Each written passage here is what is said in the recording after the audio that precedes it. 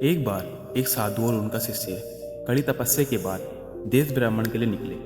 भ्रमण करते करते साधु और उनका शिष्य एक गांव जा पहुंचे। इस गांव में एक सेठ रहता था।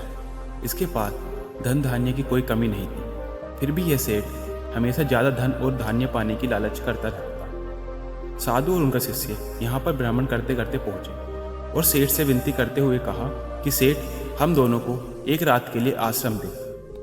सेठ ने दोनों को देखा और मन ही मन सोचा कि यह दोनों गरीब लगते हैं, इनसे मुझे कोई लाभ नहीं होगा। ऐसा सोचकर सेठ ने उन दोनों को मेहमानों के कमरे में ना भेजकर अपने खाली पड़ी घर के तहखाने में रहने के लिए जगह दी। तपस्वी साधु के पास दिव्य शक्ति थी।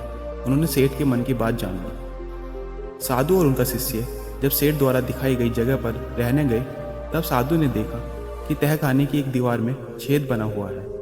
तो साधु ने तुरंत उस दीवार को अपनी शक्ति से सही कर दिया। शिष्य यह सब देख रहा था। उस साधु का ऐसा करना सही नहीं लगा, मगर वह कुछ नहीं बोला। अगले दिन दोनों सुबह होते ही वहां से निकल पड़े। पूरा दिन उस गांव में भ्रमण किया और जब फिर से अंधेरा होने लगा, तब वे दोनों इस बार एक गरीब परिवार के घर गए। इस परिवार में पति, पत्नी, उनका एक बच्चा और उनके पास एक बकरी थी। उनसे जब दोनों ने रात भर के लिए आश्रय मांगा तो गरीब परिवार ने उनका अच्छे से स्वागत किया।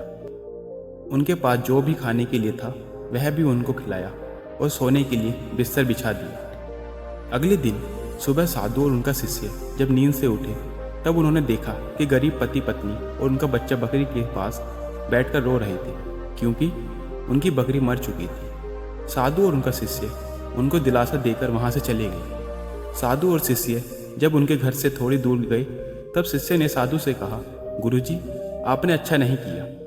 आपने उस लालची सेठ, जिसके पास किसी चीज़ की कमी नहीं थी, उसके तहखाने के छोटे से छेद को भी सही कर दिया।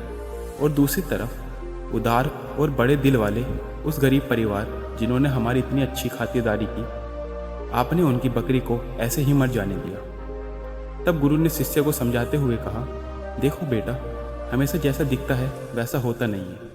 उस सेठ के तहखाने में जिस दीवार में छेद था, उस दीवार के पीछे एक बहुत बड़ा खजाना था।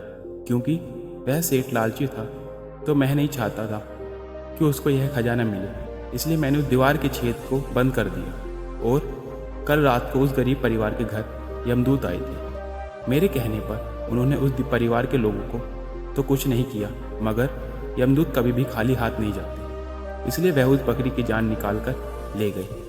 अब तुम ही बताओ, मैंने जो किया वह गलत था? शिष्य को जब सारी बातें पता चली, तो उसका सारा गुस्सा दूर हो गया और उसने अपने गुरु के पैर छूते हुए कहा कि गुरुजी, मैं धन्य हो गया, मुझे आप जैसा गुरु मिला। इस कहानी की तरह ही हमें भी अपने जीवन में हमेशा यह शिकायत रहती है कि हमारे साथ कुछ भी अच्छा नहीं होता, मगर क्या पता जो हमारे साथ हो रहा है वह इसलिए हो रहा है कि उससे भी बुरा होने से टल जाए। इसलिए दोस्तों, हमारे जीवन में जो कुछ भी हो रहा है, हमें उस सब के लिए भगवान का शुक्र अदा करना चाहिए। आज के लिए इतना ही।